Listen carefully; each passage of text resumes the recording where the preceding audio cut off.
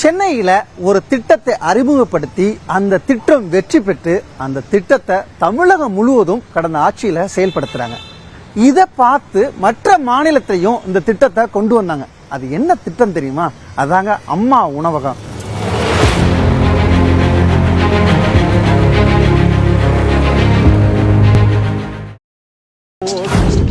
மேல நீங்க ஆற்றிய பணிகள்ல மகிழ்ச்சியோட நீங்க நிறைவா நினைக்கக்கூடிய சாதனை அம்மா உணவகம்.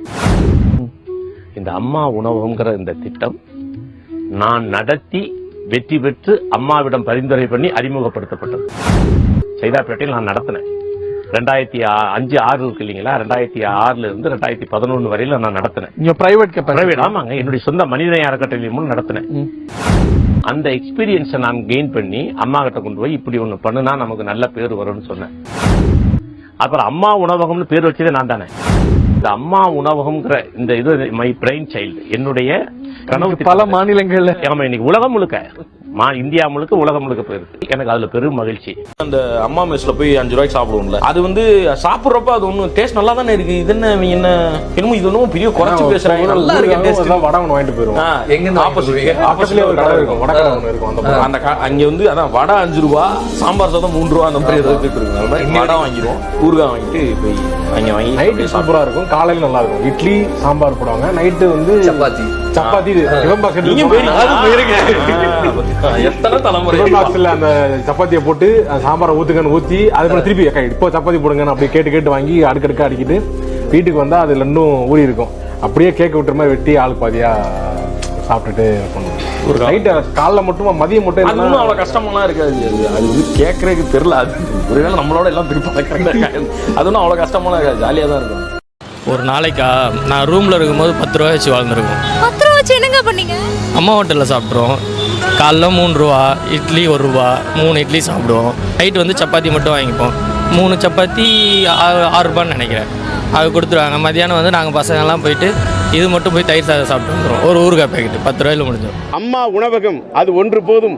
காலத்துக்கும் ஒரு ஏழை எளிய மக்களுக்கு இவ்வளவு குறைந்த செலவில் உணவு கொடுக்க முடியும் என்று சொன்னால், தமிழ்நாட்டு ஏழை எளிய மக்களுடைய உணவு மட்டுமல்ல, அவர்களுடைய உணர்வோடு கலந்துவிட்ட அவர் என்றைக்கும் அவர் மக்களுடைய மனதிலே வாழ்வார். இப்போ அம்மா உணவகத்துல 1 ரூபாய்க்கு இட்லி வாங்க போலாம். 2 இட்லி எவ்வளவு வேணா எடுத்துக்கலாமாக்கா? எவ்வளவு வேணா எடுத்துக்கலாமா?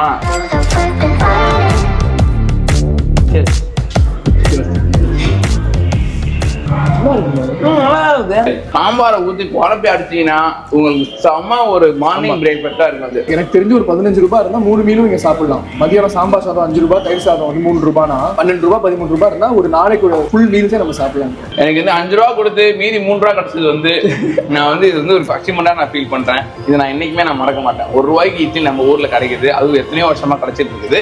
இன்னும் இது நிறைய வருஷத்துக்கு நிறைய பீப்புளுக்கு ஹெல்ப்ஃபுல்லா இருக்கணும் அப்படின்றத வந்து நான் வந்து வேண்டிக் கொள்கிறேன். ஃப்ரெண்டோட மேரேஜுக்கு அம்மா உணவகத்தில் தான் நாங்கள் மேரேஜ் கல்யாண சாப்பாடே போட்டாங்க. சாம்பார் சாதமே அங்கே தான் சாப்பிட்டோம். சைதை துரைசாமி என்கிற மேயர் அதிமுகவை சேர்ந்தவர். நான் மறுக்கலை. பரிசார்த்தமாக அவர் கொண்டு வந்தார். அப்போது அது அரசு ஆதரவாக அரசு பணம் ஒதுக்கவில்லை. திமுக மிக கடுமையாக எதிர்த்தது. ஒரு பசிப்பினி மருத்துவர் என்கிற அந்தஸ்தை அடைந்து விட்டது கால ஓட்டத்தில். யாரும் மறுப்பதற்கில்லை. அதை பசிப்பினி மருத்துவர்கிற வார்த்தையை நான் பயன்படுத்திட்டேன். மாநிலங்களில் வெளிநாட்டிலிருந்து வந்து இதை பார்த்துட்டு போய் காப்பி அடித்தாங்க.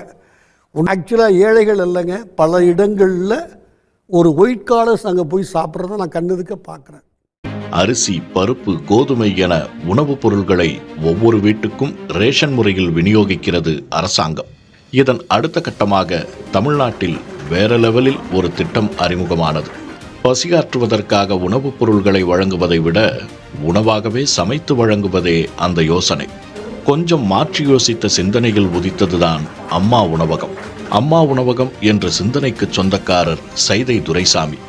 2006-2011 காலகட்டத்தில் சென்னை மாநகர மேயராக இருந்தபோது தனது மனிதநேய அறக்கட்டளை மூலம் சைதாப்பேட்டையில் மலிவு விலை உணவகத்தை நடத்தி வந்தார்.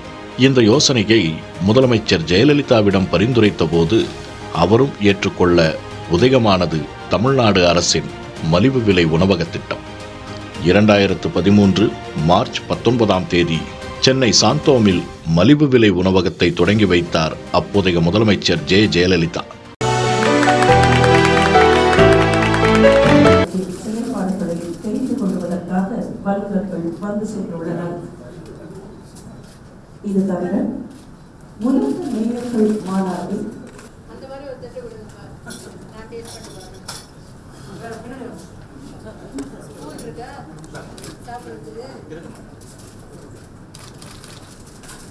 பயனாளிகள் பயன்பெறும் விதத்தில் அவர்களுக்கு தம்முடைய திருக்கரங்களாலேயே உணவினை வழங்கி சிறப்பித்திருக்கக்கூடிய மாண்புமிகு முதலமைச்சர் அவர்கள்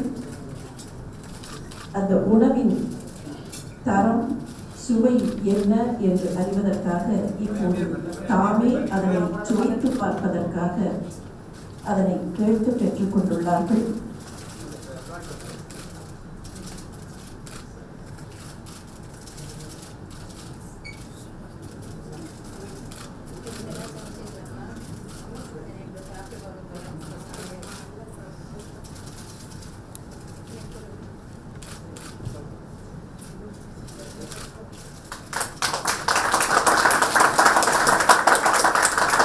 அந்த காலத்து அரசர்கள் கூட வேறு யாரையோ வைத்துத்தான் சிரிக்க சொன்னார்களாம்.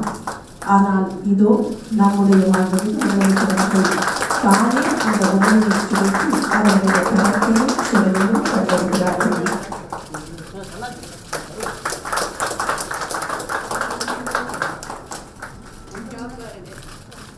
வெள்ள நிவாரணப் பணிகளாக இருக்கட்டும், இல்லை அவங்களுக்கு செய்ய வேண்டிய உணவுப் பொட்டலங்கள் வாங்கலாக இருக்கட்டும், அன்றைக்கி 2015 சைதை துரைசாமி அவர்கள் தலைமையில் மிகவும் சிறப்பாக செயல்பட்டார்கள். ஆனால் அவர் பேர் வெளியே வரல.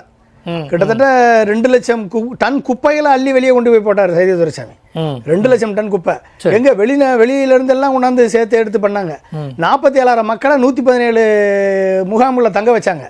1,30,00,000 உணவுப் பொருட்களை அம்மா உணவகத்தில் கொடுத்தாங்க. அப்ப இதெல்லாம் சைதை துரைசாமி அவர்கள் தலைமையில் மிகவும் சிறப்பாக செயல்பட்டார்கள். ஆனால் அவர் செஞ்சாருன்றது மக்களுக்கு தெரியாது, அது வெளிப்படுத்தல, காமிக்கல. அதனால அவர் திட்டம். அப்ப இதெல்லாம் வறுமை என்பது உணவு தட்டுப்பாட்டால் உருவாவதல்ல, வறுமை உணவை அடைவதற்கு வழியில்லாமல் இருப்பதால் உருவாகிறது.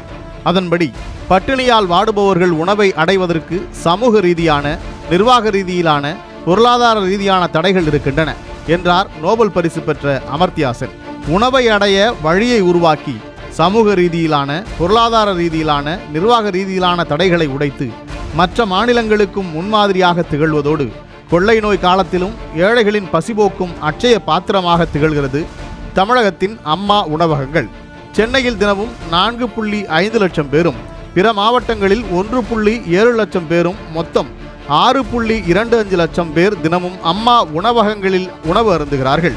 ஊரடங்கு காலத்தில் 2,20 லட்சம் இட்லியும், 76.67 லட்சம் கலவை சாதமும், 46.96 லட்சம் சப்பாத்திகளும் இதுவரை அம்மா உணவகங்களில் இலவசமாக விநியோகிக்கப்பட்டு ஏழை எளிய மக்களின் பசியை ஆற்றியிருக்கிறது.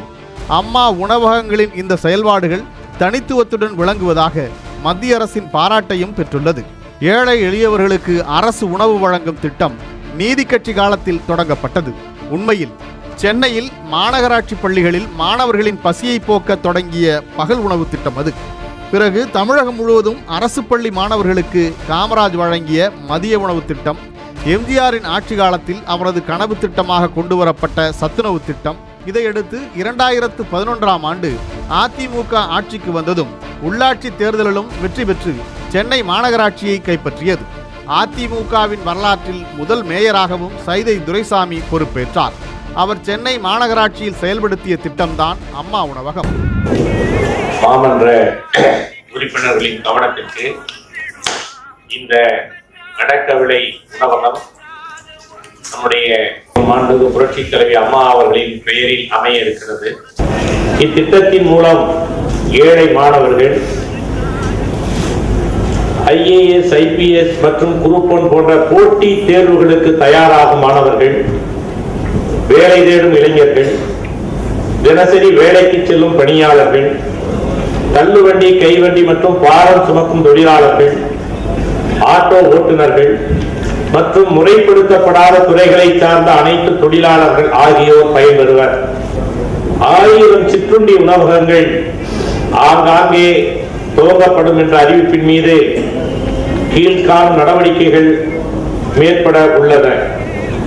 சிற்றுண்டி உணவகங்கள் ஏற்படுத்தப்பட்ட இடம் தேர்வு செய்தல், உணவு தயார் செய்தல், குடிநீர் வசதி ஏற்படுத்துதல், தேவையான மின் வசதி இணைப்பு வசதிகள் ஏற்படுத்துதல். இதற்காக ஒரு குழுவினை அமைத்து கீழ்காணும் அலுவலர்களை கொண்டு அந்த பணிகளை மேற்கொள்ள திட்டமிடப்பட்டிருக்கிறது.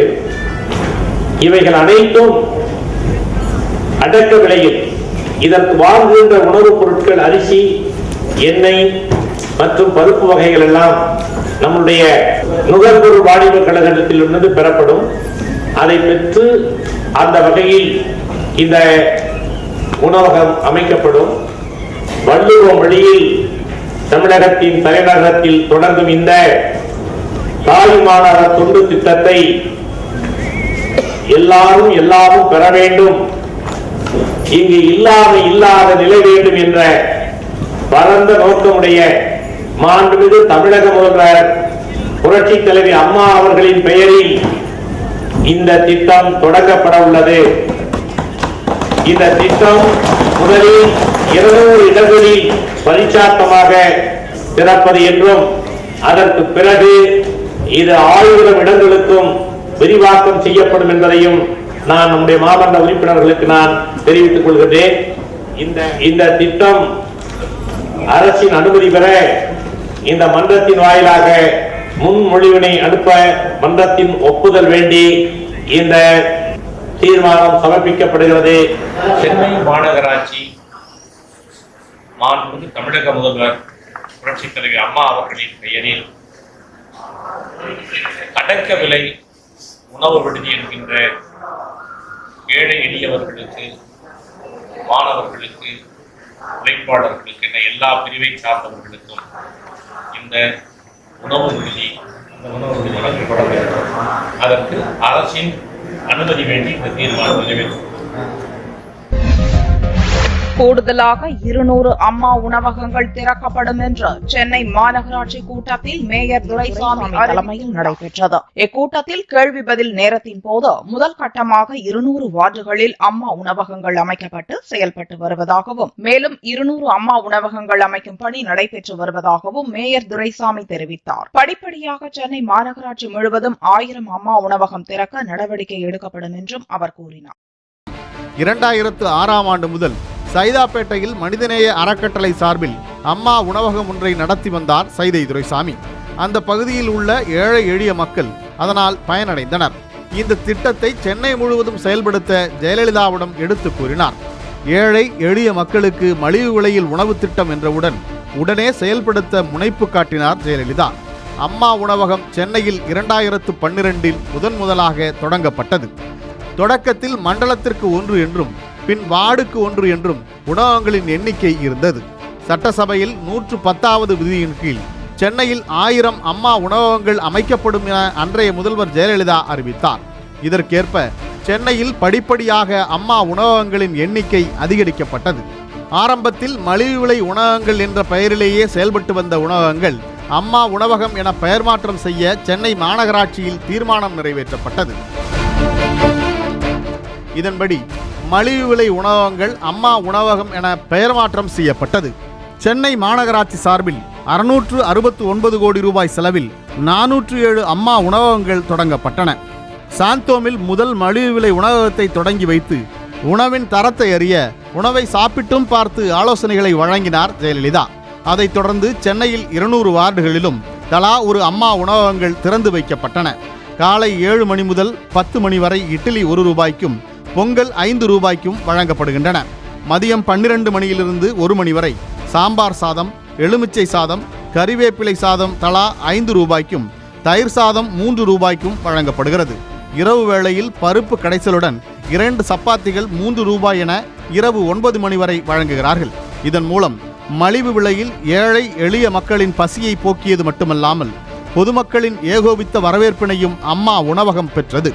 சென்னையில் உள்ள 407 அம்மா உணவகங்கள் 14 மாநகராட்சிகள் மற்றும் 121 நகராட்சிகளில் உள்ள 247 அம்மா உணவகங்கள் ஊரகப் பகுதிகளில் உள்ள அரசு மருத்துவமனைகளில் செயல்படும் 4 அம்மா உணவகங்கள் என மொத்தம் 658 உணவகங்களிலும் தங்கு தடையில்லாமல் உணவு வழங்கப்பட்டு வருகிறது. இதில் குறிப்பாக சென்னை அரசு பொது மருத்துவமனை, ஸ்டான்லி மருத்துவக் கல்லூரி, எழும்பூர் குழந்தைகள் மருத்துவமனை என சென்னை மட்டுமல்லாது மற்ற மாவட்டங்களில் உள்ள அரசு மருத்துவமனைகளிலும் அம்மா உணவகங்கள் செயல்படுவது ஏழை எளிய நோயாளிகளுக்கு பெரிதும் உதவியாக உள்ளது. மருத்துவமனை வளாகத்தில் உள்ள உணவகங்களில் வெளிநோயாளிகள், உள்நோயாளிகள் மற்றும் அவர்களுடன் உடனிருப்பவர்களும் உணவு உட்கொள்வதால் அவற்றை மிகுந்த கவனத்துடன் சுத்தமாகவும் சுகாதாரமாகவும் தயாரித்து வழங்க வேண்டும் என்று ஜெயலலிதா அறிவுறுத்தினார். ஜெயலலிதாவின் நேரடி பார்வையில் செயல்பட்டு வந்த அம்மா உணவகம் குறித்த செய்தியை அறிந்து எகிப்து நாட்டைச் சேர்ந்த பிரதிநிதிகளும் குஜராத், டெல்லி, ராஜஸ்தான், கர்நாடகா, ஆந்திரா உள்ளிட்ட பல்வேறு மாநிலங்களைச் சேர்ந்த பிரதிநிதிகளும் வந்து பார்த்து வியந்து சென்றனர். அதிமுகவின் மகத்தான சாதனைகளில் ஒன்றாக அம்மா உணவகம் பேசப்பட்டது. தமிழகத்தை பார்த்து அம்மா உணவகங்களைப் போலவே கர்நாடகாவில் இந்திரா கேண்டீன், தெலுங்கானாவில் அன்னபூர்ணா கேண்டீன், ஆந்திராவில் அண்ணா கேண்டீன், மத்திய பிரதேசத்தில் தீனதயாள் சமையலறை, ஒடிசாவில் அகார் மையம், ராஜஸ்தானில் அன்னபூர்ணா ரசோய் என்று அந்தந்த மாநில அரசுகள் உணவகங்களை தொடங்கின. இப்படி மற்ற மாநிலங்களும் உணவகம் தொடங்க காரணமாயிருந்து நேர்த்தியாக மலிவு விலையில் தரமான சுவையான உணவு வழங்கி துடிப்போடு செயல்பட்டு வந்த இந்த அம்மா உணவகங்களுக்கான பணியாட்கள் 4623 மகளிர் சுய உதவி குழுக்கள் மூலம் தேர்வு செய்யப்பட்டு பணியமர்த்தப்பட்டனர். தமிழகம் முழுவதும் மாநகராட்சி மற்றும் நகராட்சிகளில் செயல்பட்டு வந்த மலிவு விலை அம்மா உணவகங்களுக்கு 130 கோடி ரூபாய் ஆண்டுதோறும் மாநகராட்சியிலிருந்து நிதி ஒதுக்கீடு செய்யப்படுகிறது. தினமும் 9 லட்சம் ரூபாய் வரை அம்மா உணவகங்களுக்கு வருமானம் வருகிறது. தினக்கூலி தொழிலாளர்கள், முதியோர்கள், ஆட்டோ மற்றும் லாரி ஓட்டுநர்கள், மேன்ஷன் மற்றும் வீடு எடுத்து தங்கி வேலை செய்யும் இளைஞர்கள் வழக்கமான வாடிக்கையாளர்களாக இருக்கிறார்கள். அம்மா உணவகத்தை கூலி தொழிலாளர்கள்தான் அதிகளவில் நாடுகின்றனர், குறிப்பாக தூய்மை பணியாளர்கள். அம்மா உணவகம் ஆரம்பிக்கப்படுவதற்கு முன்பு அவர்கள் பெரும்பாலும் காலை உணவை உட்கொண்டதே இல்லை. ஒரு வடையிலும் டீயிலும் தங்கள் வயிற்றை நிரப்பிக் கொள்வர்.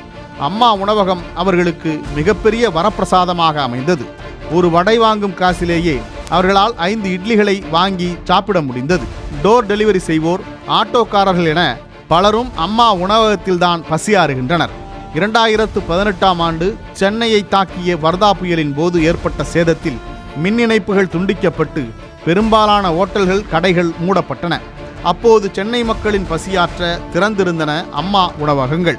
அதேபோன்று தீபாவளி, பொங்கலுக்கு விடுமுறையின்றி வழக்கம் போல் ஏழை மக்களின் பசியாற்ற அம்மா உணவகங்கள் திறந்திருக்கும். சென்னை வர்தா புயலின் போது அம்மா உணவகங்கள் இயங்கியது போன்றே அமெரிக்காவின் புளோரிடாவில் வெள்ளத்தால் பாதிக்கப்பட்டவர்களுக்காக தினேஷ்குமார் என்பவர் அம்மாஸ் கிச்சன் என்ற பெயரில் இலவசமாக உணவு வழங்கினார். இப்படி அமெரிக்கா வரை பிரபலமானது சேவை மனப்பான்மையுடன் ஜெயலலிதா கொண்டு வந்த அம்மா உணவக திட்டம்.